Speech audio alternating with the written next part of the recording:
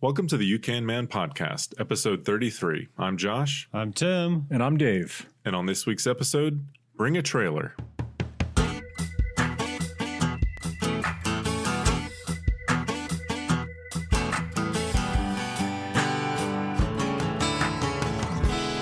right, guys, welcome back to the You Can Man podcast, where we believe what one man can do, you can do as well. This week, bring a trailer. What does that mean? It's in reference to a website where people sell their mostly classic cars, but sometimes it's newer cars.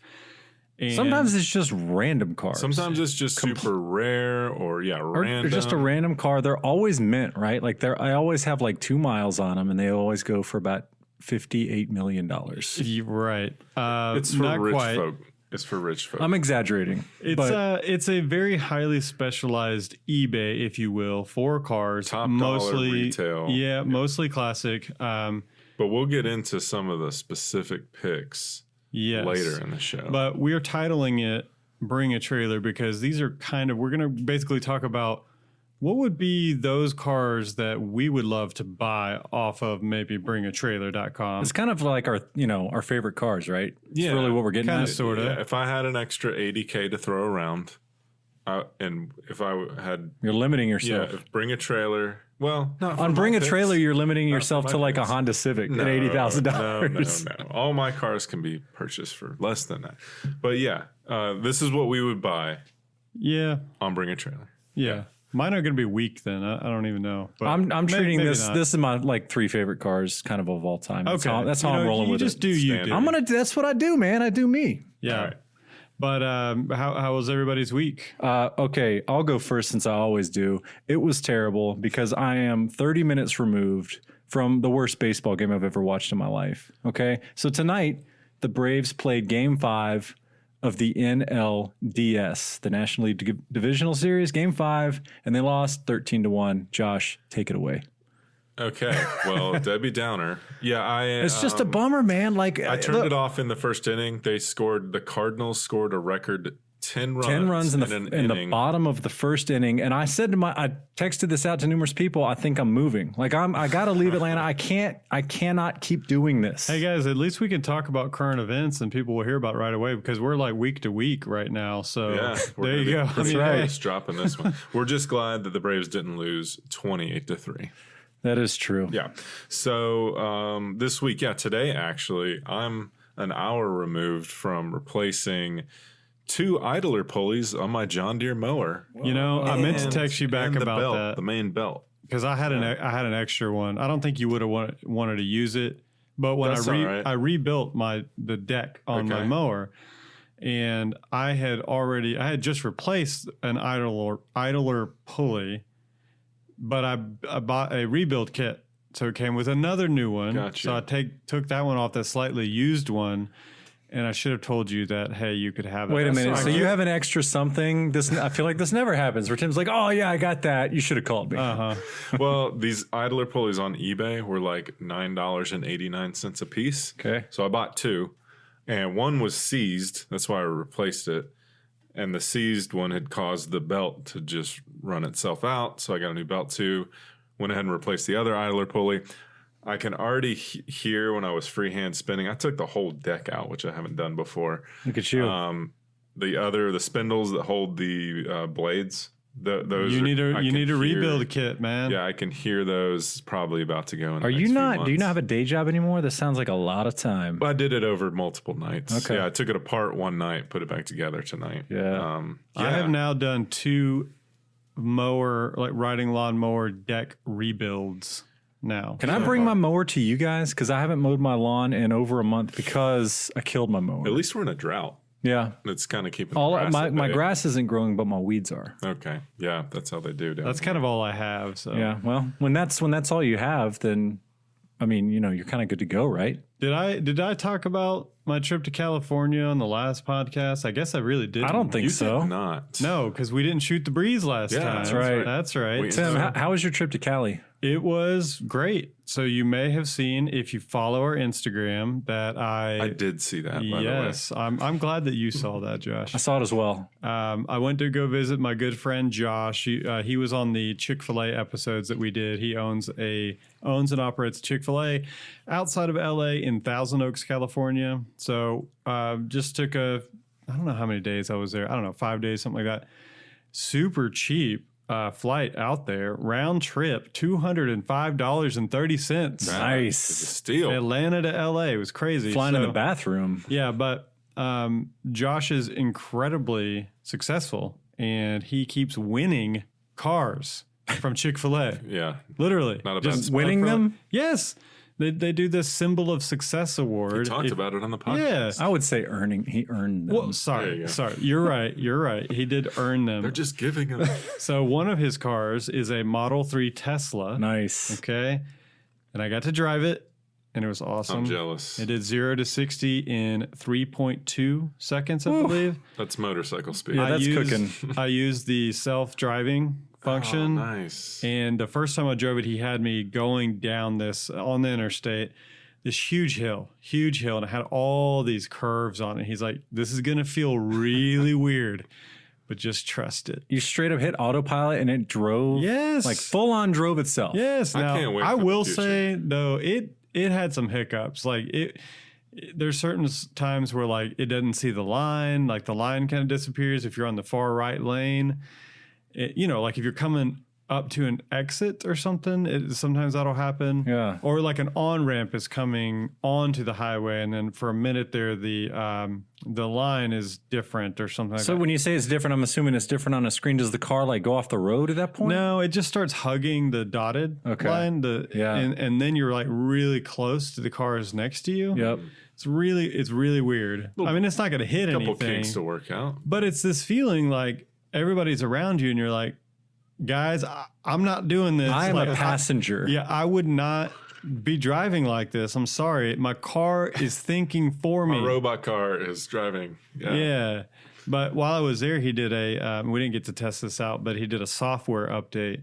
And one of the new software updates was you can park your car in the parking lot. Say you got a parkway in the back and you walk up to the store or whatever. When you get out, take your phone out, hit a button. It'll and come- the car it'll come will find you. come You can pick you summon- up. You can summon your car. Yeah, that's exactly what they I called don't it. understand this. That seems like on your part, like kind of a big liability, right? Like you are telling your car to come pick you up. And what if it hits like a dog on the way or a kid or a person or like, Dude, it's smart. It ain't Well, gonna hit that. That's hit that. why I'm looking forward to it, because we all know how bad drivers are. I just out said there. a dog, a kid, or a person. I want to clarify real quick. That dogs are people. Yeah, That's what you no, want to clear. your children are Here's another obviously- really cool thing that it does. Of course, I guess this has been around, whatever, but I just thought it was cool because this is the first time I've drove a self-driving car. You're on the highway. It's obviously going to pace itself based on how many car lengths you want in front, behind the car in front of you. one right? half car length. So you can set that in the settings, but it will also sense and say, you could be in a faster lane right now. Oh, So it'll suggest that, and then all you got to do is just hit the blinker, and then it just does it itself. That's awesome. Yeah. Now, when you're going though, you do have to probably every 30 seconds or so, it'll make you touch the steering wheel. Make Maybe sure this you're is awake. like everybody already knows all I've- this I've stuff. I don't know heard this. I some of don't. it, but yeah. I don't know this Okay. stuff. I mean, my mind was just blown, but I mean, I know this has kind of been around for a while now, but If It you was own all a new to Tesla, me. you know what that's about. Yeah. But not everybody does. another cool thing I got to do was go to see the Ronald Reagan Library. Okay. Very nice. But I Did didn't you go tour it? I or didn't do just the see whole it? tour. Oh. I just kind of you- went outside and went in the gift shop. But you it was, drove by on autopilot and you were like, "Hey, Ronald Reagan." Yeah, no. But- it's like up this hill. It's gorgeous. Yeah. But what you liked better was Harbor Freight headquarters, right? That's right. I did get to stop by Harbor Freight headquarters. I really did think about going in for a minute, but then I just thought, like, they're just going to think I'm You a say, big I'm loser. here. Yeah. Everybody, Tim Harmon's You here. should have done it. They know who you are, obviously. Well, I'll say this. I don't like Teslas. I think that they remind me of people without belly buttons when I look at them. They're just really weird looking to me.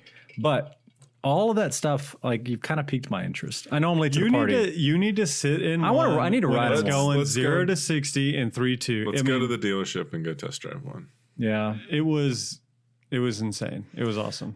That sounds amazing. And Tesla was kind of almost an honorable mention on my list. Okay. Tesla. But let's get into the list. How about that? Let's do it. All Want right. to do that? Dave, I want you to go first. Oh, snap. All right. So we're doing our, okay, from where I'm sitting, we're doing our top 3 favorite cars. That's what I'm Basically, doing. yes. And I'm starting with 3 and I'm going to 1, right? Okay. Kind of like not Blade Banter. Okay. Okay, here we go. So, my 3rd favorite car of all time that if it popped up on Bring a Trailer and I had the cash to spend, hang on, let me pull out my list. I don't want to mess it up. Number 3 would be the 66 to 77 Ford Bronco. Okay. That's number 3 on my list. Number 3 favorite car of all time, vehicle of all time. What I love about the Bronco, and people who the You Can Man Army, they know that we all have a very deep love for Broncos. But the Bronco, to me, the first generation, is a timeless vehicle. It will always look good. It's the simple lines, it's the clean lines, it's the boxy shape. I don't know why car designers don't reference that sort of design currently, because I think it looks good forever. That's great. That's a great choice. It's an easy Dave, choice. I just want to apologize again that you've never ridden in my Bronco. I've never ridden in it. Thanks And a lot. I just want to say for the record that you're welcome to borrow the Bronco anytime you want. You've told me that before, and it just feels like It doesn't seem real. it doesn't seem real. It's like a monumental thing to me. It sits in my that you're- garage. not that you're not insincere, just that's like too easy of an access for us. To I have. would never say to anybody, hey, you can borrow my Honda Accord whenever you want. And so for you to say that, hey, Dave, you can borrow your number 3 favorite car of all time whenever you want, I'm just like, okay, whatever. That's not real. It I is appreciate it. real, I appreciate and it. I'm telling you that right now, so you can do it. Do I need to ask, or can I just like lift the door up and like roll Well, out? you might need to ask. Maybe give you a call. But I would have to give you the tutorial Yes. because it's got some Yeah, quirks. you got to like turn it halfway and then You'll- twist the you'll wheel, lock those rear pull it wheels out up. of first, right? Yeah. Yeah, it's got I've some done. quirks for yeah. All right. Sure. It's an old car. So Josh, All right, here's my number 3. This is kind of a sister car to the Bronco.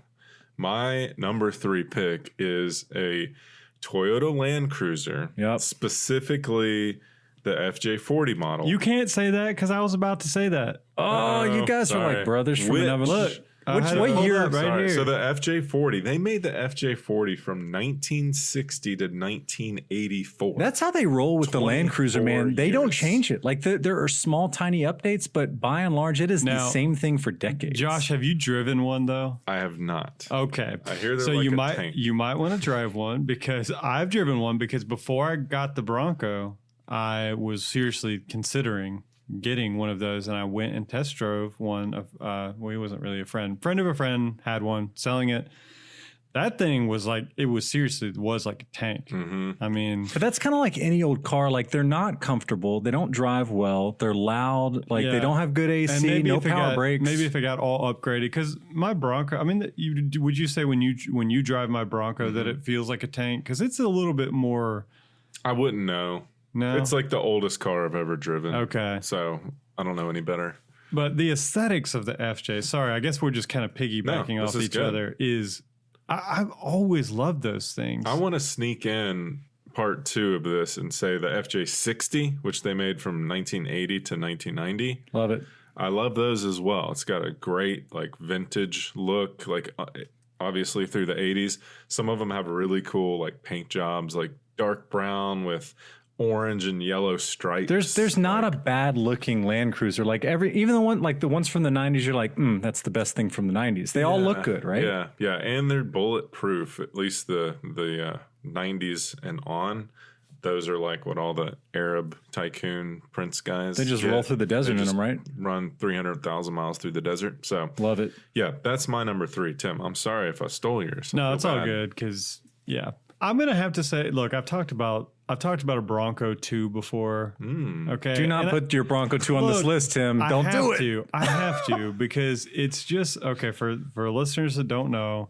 That was my first car, 1990 Bronco 2. Anytime Ford does the 2 version of something, it's not like Except for the the Bronco. Mustang 2, the Bronco No, 2. you can't. Those aren't in the same. Tim, I apologize. I'm stealing your thunder. Please tell us about the Bronco 2. Okay, It was It just- the straight up precursor to the original Ford Explorer. Like that Yeah. was There's just something about that Bronco too. cutting edge to me. Yeah, it was a 5-speed. Oh, You had the best looking Bronco 2 ever, in my opinion. I'll say two-tone that. paint. Yep. It was brown and tan, which Yeah. doesn't sound like it would look good, but that thing looked It worked. good. It worked. It Right? worked well together. The stuff I did off road with that thing was just stupid. Well, what I liked about the But- Bronco, even though yours wasn't 4-wheel drive, is it sits high. They sit higher than, and then you can put a little bit bigger tires on them, and gets it up another inch or so. Yeah. So it has good ground clearance. What year Bronco was that? 1990. Okay. They made it into the 80s. So No. before 90? They Or did. was that Well- when they started it? Was 1990? No. That was the end of it. Okay, right. Yeah. So I think as far as the 80s go, that's a pretty good second edition to the Bronco, if you will, I would say. Yeah, I think so. They should have just called it something else. they probably should. But it was a good. I mean, it was Ranger platform, right? Basically, Yeah. It was a Ranger with a back on it. I mean, honestly, but the gas mileage that thing got, it had a 2.9 liter V6, and I can remember. I'm pretty sure that I would get. I don't remember what the gallon was or how the capacity of the gas, but the gas tank. But I can remember getting over 400 miles to a tank of gas. What? Wow. Yes. Wow. That's a Yeah. brick moving through air, too. And I was a courier with the Bronco 2 for a while, and I drove all over Atlanta. Anyways, I just have so many fond memories of the Bronco 2, so that's on my list. You need to find it. What'd you do it? Like, how did you push it on down the road? It's been made into something else now. Well, We'll he just cut say it- It's a that. refrigerator He now? cut a sunroof into it right before. It was real weird. It was a really weird ending to that car because I went to the motor went out. Okay. And that was the rebuilt motor went out. So the motor had been rebuilt. That went out. I drove it for a long time. And then I went to the junkyard, pulled a motor from junkyard, and I installed that motor. And then I drove it for a while, and then that thing crapped out. And so, but before that, I had always wanted this just sounds so stupid. No, it doesn't. I It had sounds like you made a big mistake. I had always wanted a sunroof, and my friend Brandon had this like sunroof out of some like van or something like that, and I was like, "Dude, can I have that?" No way. And we just taped it off like on the roof, and I just got an angle grinder and just cut a hole in the roof Wow. and installed Did it the work? sunroof. Well, yes and no. I had to park kind of on like an angle going down if I didn't want water inside Yep. the car. It was weird. I don't know why I did that, but It just kind of faded away. it really did. And a tow truck driver had to come pick it up. But it's funny. Brandon is still to this day. He's still like, "You still owe me a sunroof," because I was like, "Dude, just let me, let me have that one." You and kind then, of do, I feel like. I don't know. Dave, you've had a car die and had to have a tow truck take it away forever. Also, I right? did. That's how all my cars Really end Yeah. up, pretty I much. haven't had that. Yeah, 1994 Ford Probe died in the Atlanta Bread Company parking lot. I left it there for a month, and yeah, I went and bought my first Honda Accord, and I said, look, hey, I've got a car. It's parked like 75 miles away in a parking lot. You guys can have that if you want. They're like, okay, Wow. yeah, a little bartering chip. All right, let's move on to our second pick. Number 2 on Dave's list, number 2 favorite car of all time would be any generation BMW 5 Series. Every time a new 5 Series comes out, I'm like, dang! Every time I Okay, see the new one, okay. and it's not like that with every new car that Doesn't comes have out. to be an M, just to find. It doesn't have to be an M. Preferably would be an M. Those things are getting crazy. But I love all the BMW 5 Series. They're just really well built. I think they're all beautiful, and they're just great cars. Yeah, that's what we've heard. We have a close friend who had a 5 Series. It ended up getting totaled, but he had the E39? Is that what it's called? What year is that? It's the 01-ish Yep. models. Great car. Heard those are bulletproof. So They're supposed to be And they're good bulletproof, looking. and they're so they last forever, but they kind of start falling apart, and you can't fix them because it's super expensive to fix them at that point. They're not worth that much money, so they just kind of end up as in the scrap heap. There was a post recently on the You Can Man Facebook group about a guy named Daniel, who we went to high school with actually, of him working on his BMW. So Okay. shout out to Daniel. Love Thanks it. for doing that. Yeah. But- UCAN Man Facebook group is still blowing up. Yeah, right. A lot of people helping out there. All right. So BMW 5 Series. Okay, BMW. Dave. I'm going to go German also on my number 2 pick. Go for it. And this is a car that seriously I would buy if I had I need to be older, a little older. But if I had the money, I would do it. They cost like 60 grand, 40 to 60 grand for I want to guess condition. it. You know exactly what it is. It's the Mercedes-Benz SL. Oh yeah. The W113 body. I want to rescind my number 2. So they built those between 1963 and 1971. So the Mercedes-Benz SL is a convertible, 2-door. I think they make a Roadster too, but the 2-door convertible. It's one of the most classic looking cars I've just ever seen ever. I'm going to say it's one of the most beautiful cars. I mean, it's a ever. Mad Men era car. It's the ultimate old man car, right? Yeah, just gorgeous lines. Just you look super rich driving it, and it's not all the dimensions are proper. One thing I saw when I was just looking it up on Wikipedia, it was one of the first cars with crumple zones, Interesting. and it was the first Mercedes-Benz that they put radial tires on. Wow. Yeah, so It's cutting edge. started a safety revolution in Mercedes-Benz. But man, I just think that is such a great looking car. I've never really been into Mercedes, but the first time I saw it, needed to know what it was. And this is a car that I've even shown my wife, and she's been like, whoa, that is a nice car. And she does not care about cars, but that one car, she's kind of did a double take on. They are sexy looking vehicles. They are. All right, mine's my last one because I guess I said the FJ40 Okay. with you, and then the Bronco 2, and so I guess this was kind of be my last You one. can think of another one. But I'm not playing Dave's game. This isn't like all time favorite stuff. Like I'd have to give that more thought. I'm just kind of throwing out some ones that have just had a special place in my heart in the past.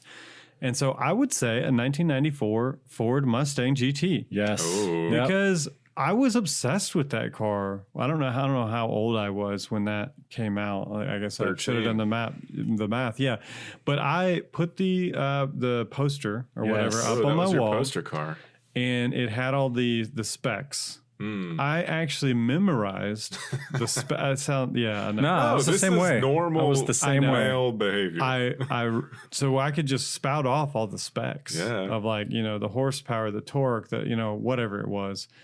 And I just thought that was the most awesome looking car I'd ever laid eyes on. That was a revolutionary car. It was. I So was think, the first year of that generation, was that 93 or I think 94? it was 93. There might have been a crossover year because I feel like there's 93 No. 50 GTs. Yeah. There's a 93. Now, the 93 Mustangs, they all had the same kind of body styles like the 80s and stuff. That's what I thought. Yeah. So They changed it. 94 was the first 94 was the official? Okay. definitive. Well, whatever it was, the first year they did it, I'm pretty sure they did a 5.0 in that new generation, and then they went to the 4.6. Tim, since you memorized the poster, you No, I probably think tell they us. had the 5.0 for several years before they even went to the 4.6. Okay, I thought it was 1 year, but you could be right. Okay, We'll everybody, look it y'all. up. Yeah, y'all need to correct me if I'm wrong, but no, I'm almost positive that they had the 5.0 for several That years. sounds right. Either Yeah. way, it was a great car. Because I can remember. I remember when they changed it to 4.6, and we're all like, what? Yeah, everybody called BS on that. Yeah, like, It's not what going are to you look. doing? You can't Yeah. put that 4.6 badge on there. That's not going to look right. Yeah. Yeah, those were great cars. I mean, tons of power, affordable too. I mean, we knew some guys in high school that had Yeah. maybe one guy. It's kind of Yeah, the I ultimate redneck car, though, now, right? Yeah. Isn't it? No, It's become that's Chevy's, Dave. All right, Dave, numero uno. Numero uno. Drum roll, anybody? Okay, so here we go. Number one. This is my favorite car of all time. And so I kind of had trouble with my list for numbers 3 and 2 because I could put so many different cars in there. Sure. Number one, it's not even close. It holds the top spot. It's kind of cheesy. It's the Lamborghini Countach. Oh gosh. Dude, that's number one. And specifically the LP 5000. So when I was a kid, if you'd asked me my favorite car for That's like, your poster for like, car. that's exactly what it was. All right. So cars are my first love.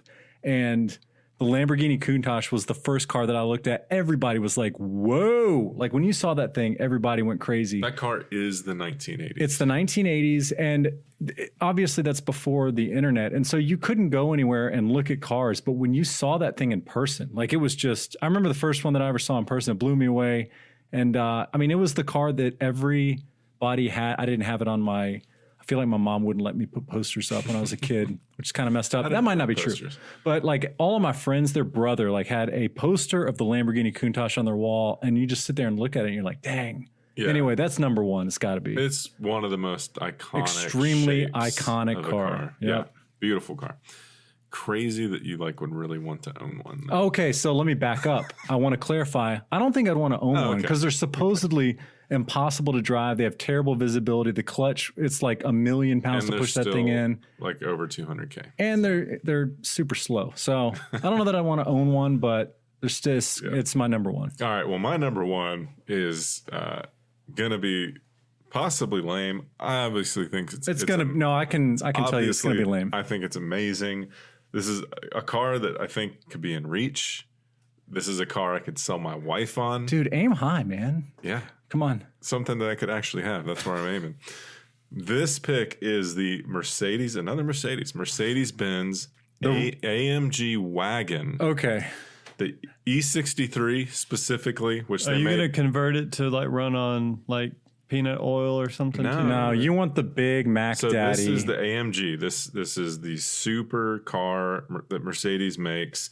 Not the super car, just the souped up engine package performance. They made it from 2010 to 2016. That's the particular model I like. This car has out of the factory the last engine they put in it, 549 horsepower. It's so cool because it's a wagon Okay, that you it's can the- blow the doors off It's anybody. the number one sleeper car out there. Agreed. Stock. You don't have to do anything to Yep. it. And it's a sleeper. 549 horsepower. Just for comparison, the C6 Corvette was out during the same time period. The LS2 motor, 400 horsepower. The LS3 motor, 430 horsepower. Yeah, it's The Mercedes has 550. it's laughable. When the C7 came out, they put an LT1 in it. That engine only has 455. So it has 100 more horsepower than a C7 Corvette. It will roast. I've seen them online drag racing. Like it just blows the doors off Corvette C7. Yeah, I don't want to hate on American, ingenuity, but the Germans, they do cars right. Yeah, it's amazing. I want one so bad. This model actually doesn't come with a third row seat because of I think the spare tire is big. It's like too big. It like pushed the floor up. But I've already looked into the mod. You can for very easy. You can like move one little brace thing. Can make it happen. And put in from the standard non-AMG wagon. You can put in a third row seat. No problem. Those babies are going to be in so much danger though in that Yeah, thing. I want that car so bad. That's my number one. It's a cool car. Okay, well, we will be revisiting this topic for sure. Got but to. I would like to let's post this on the Facebook group. Yeah. Okay, and I want to get other people's input on what maybe we'll just do like, hey, what are your top maybe two or just maybe top Yeah. car and why? We'll do some Instagram stories too. Like Yeah. maybe we can rank ours against each other. We don't need to. Everybody's going to say the Lamborghini Countach, obviously. Yeah, we'll see. I want to hear from you guys about the Bronco too. Okay, guys, back me up here. Okay, well, to cap off this segment, we are going to actually go on to bringatrailer.com. I've got a couple of picks, just amazing cars or crazy cars that have popped up recently on bringatrailer.com. Let's do it. And you guys should go on that website and actually don't. 'Cause yeah, you'll start it'll- getting emails every day about cars you're interested in, and then you'll just spend all day going on Bring a Trailer and watching these crazy auctions. Yep. But here's some crazy ones.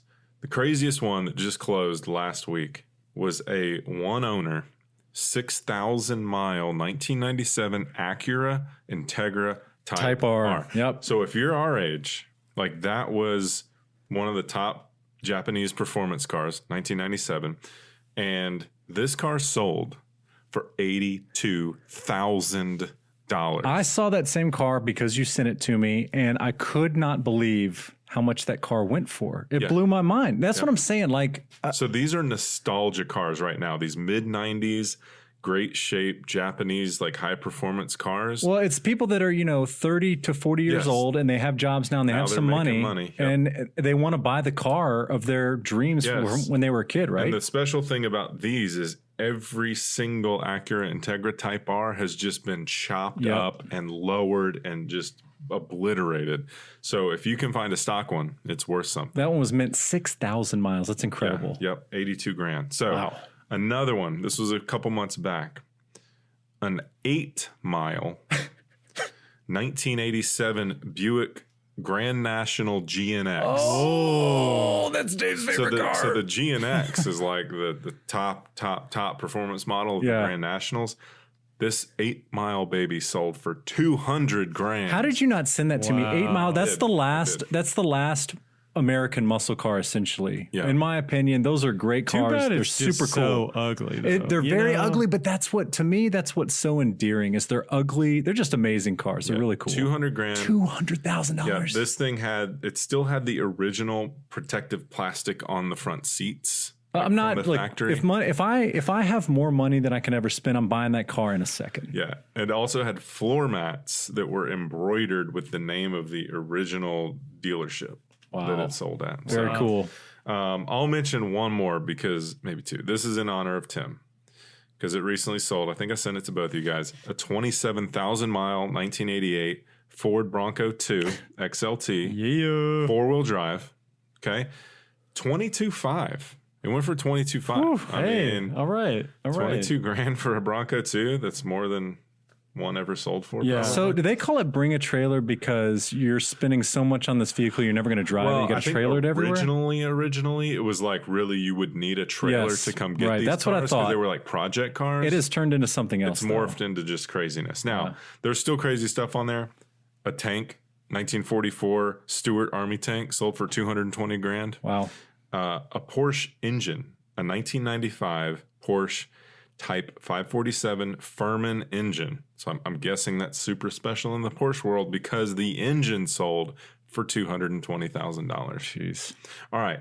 One more thing on that website. You can get DeLoreans all day on that website for like $35,000. Really? Yep. Interesting. I saw a up all DeLorean the when time. I was in California, actually. Yeah. Pretty sure. So they're not great cars, but just again, nostalgia. It'd Super be cool. Awesome to have one. Yeah, it'd be a cool car. All right, guys. I think that wraps up our topic for today. I enjoyed that, talking about these cars. Could talk about cars all day. Oh, yeah. We'll do this again for sure. But we're going to take a quick break. And when we get back, Josh has this segment for us.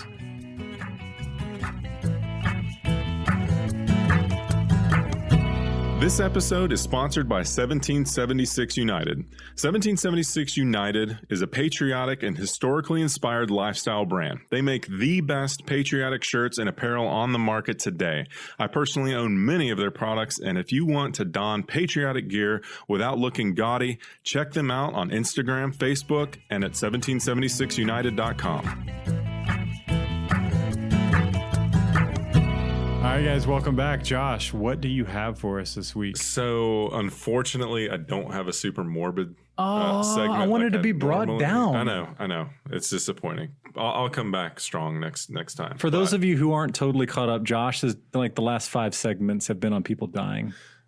It's been cool. or near Well, death. no. Yeah, it was death. near death. You're right. Near death. People who've fallen out of planes. You're like, oh, they're going to die, and then they didn't. Yeah, death and near death. Or death-defying, really. There Right. you go. So this segment here is I'm going to start off with a question. Just tell I'm me. going to start off with a question for you guys. How much of the world's data traffic, so like just talking to sending information between countries, how much of the world's data traffic that crosses oceans, so from us to England, from France to Australia, India to Pakistan, if it crosses India to Pakistan, is that the Indian Ocean? Anyway, I think they share a border, actually, Josh. I have no idea. How much of the world's data traffic that crosses the ocean or an ocean is carried by undersea cables? Yep.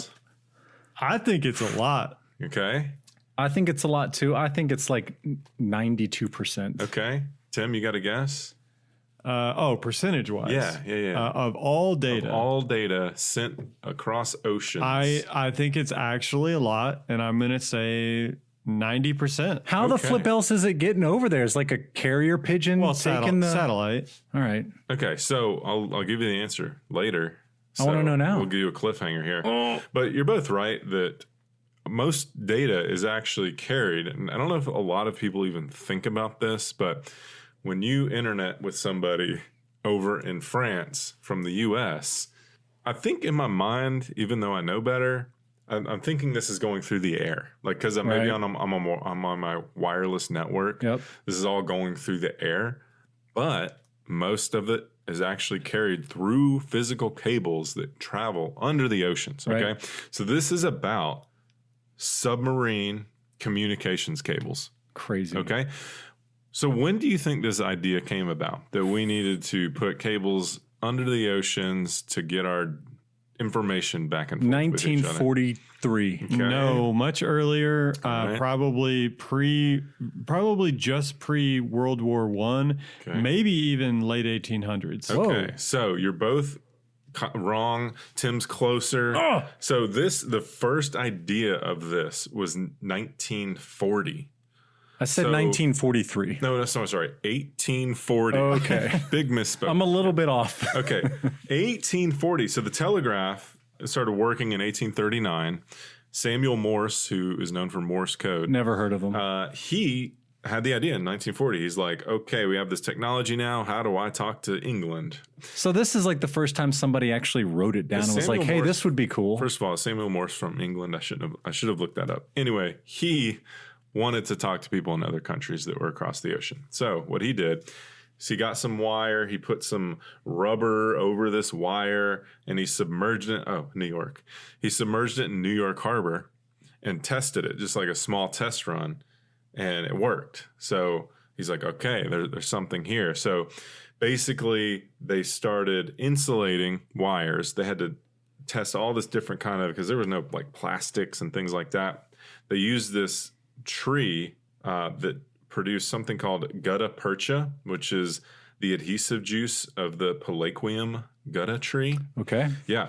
So it was basically like super tar or gummy, and they would start coating these wires. In 1845, Michael Faraday, who's known for the alternator, he said we could actually lay this from southeast England to northern France, so like the English Channel. He's like, we need to do this. So 1849, C.V. Walker, who was associated with the Southeastern Railway in England, he submerged a 2-wire coated strand off the coast and tested it successfully. So we're in 1849, starting to have big successful tests. First commercial cable, 1850. Not successful. How are people communicating? When did the telephone happen? Because I'm trying to think of these guys explaining this to their buddies, being like, "Hey, look, we're gonna This put is all this, telegraphs. Yeah, we're gonna like telephone. put this rope in the water, and it's gonna be able Right. to send words." They'd be like, "What?" Yeah, telephone. So telegraph came around across land, no problem. But Yeah. when you start submerging these wires in water, You have issues. conductivity issues, just straight up. Like when you lay a big cable in the ocean, just the ocean, like tides and stuff, can just snap. No, I would have been like, nothing. "Guys, this is impossible." Yeah, so there was tons of tests from like 1850 to 1860, and they finally laid a cable from basically Normandy, France, all the way to England. And so this is 1860. This is so early. That was blowing my mind. So within Europe, they're sending these basically across the English Channel. They're laying these wires, and they're starting to communicate with each other. The first transatlantic telegraph. So now we're talking Atlantic Ocean. 1858. Wow. They laid a cable from Newfoundland to Queenstown. So did they bury it, or did they just like sink it down to the bottom of the? So they take a boat out, and it's on big reels, Yeah. and they just drop it right across and let it drop into the water off the boat. And I'm guessing they have to like splice it and all this stuff because it's crazy long. These things weigh tons and tons per mile. All of these expeditions had multiple failures because when you again lay cable in the water, things happen Yeah, to something's it. gonna go wrong. When they finally got that transatlantic cable done, this was August 10th, 1858.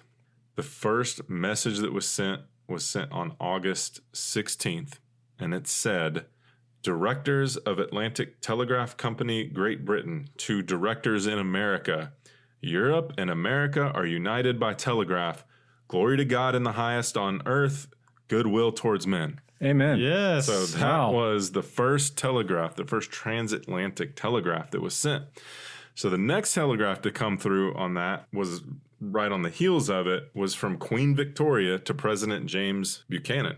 This message was hard to decipher, and the message of 98 words took 16 hours to send. Holy cow. So it's just crazy, like, to think in modern times now we have like fiber optics and things are just almost instantaneous, that was a measurable like 16 hours, but that data, that electronic data actually traveled through this cable 16 hours and came out as a message on the other side. That was just Okay, that's blows pretty my crazy. mind. I don't Yeah. really understand that. Like, it took 16 hours for it to traverse Yes. the Atlantic Ocean?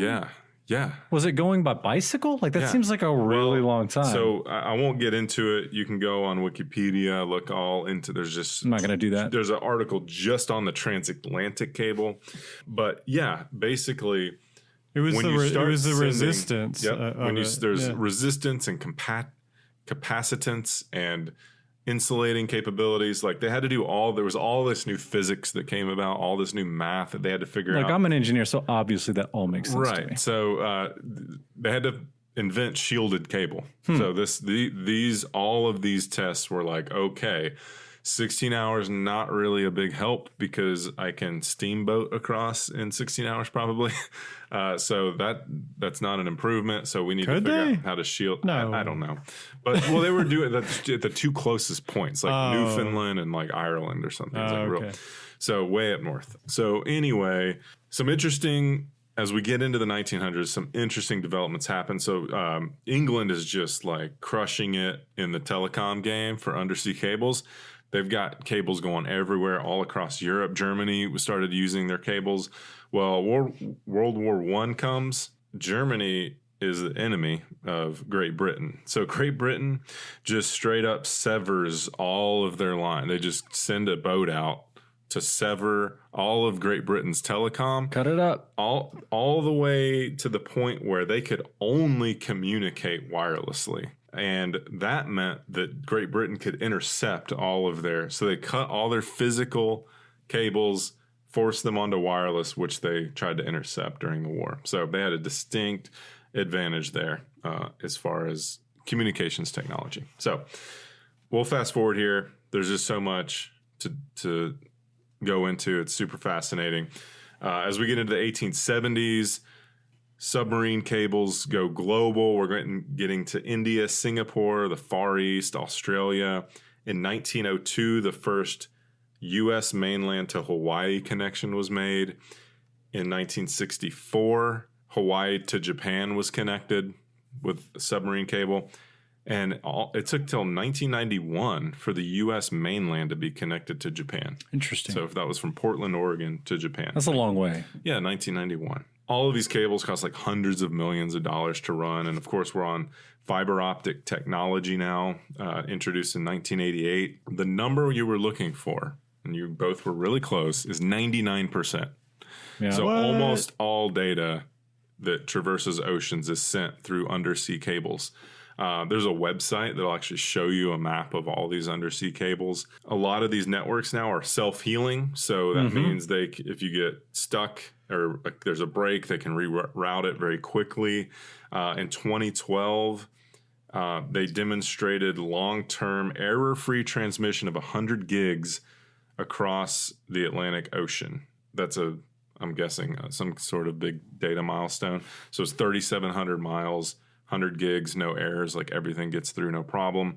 Latency right now on the fastest transatlantic connection is under 60 milliseconds, which is 6/100ths of a second. That's So that's how incredible. people can game. Like you can game with people across the ocean. And things like that. I made a joke earlier about being an engineer and all that making sense. It's black box magic to me. If you took all that away and you were like, "Hey, Dave, we need to figure this out," I'd be like, "Dude, I don't know. It's impossible." Yeah. So the reason that we're at 99% on this data transmission is because satellites, which is like the other option to get things over the globe, satellites only transfer at 1,000 megabits per second, while these undersea cables are over a terabit, which is over 1,000,000 megabits. Right. So it's like, I don't know, 1,000 times faster than using satellites. It's incredible. So I'll close with this. It's an easy one. It's a gimme.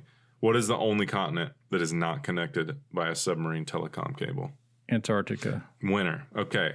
Because crazy ice flows there. Yeah. So you got these huge like land masses basically of ice that are going to be hitting the shore all the time. So Right. they haven't figured out how to get around that. It's going to be super expensive. So Antarctica is only connected wirelessly. Interesting. So they're going straight up to the satellite and then back down. Right. Okay. So that's my segment. Super All right. technical, but hopefully you learned something. Definitely did. I like that, Josh. Good job. Good job. And it didn't involve like somebody dying or. Yeah, that's next time. People probably died when they were laying that cable, I'm right? sure. Oh, Yeah. yeah, that's true. That's true. No doubt. He can't get around it. All right, guys, that's going to do it this week for the You Can Man podcast. Please take some time to leave us a review on Apple Podcasts. Check out our show notes at youcanman.com and definitely check out our Facebook group page. We'll catch you next time. Bye.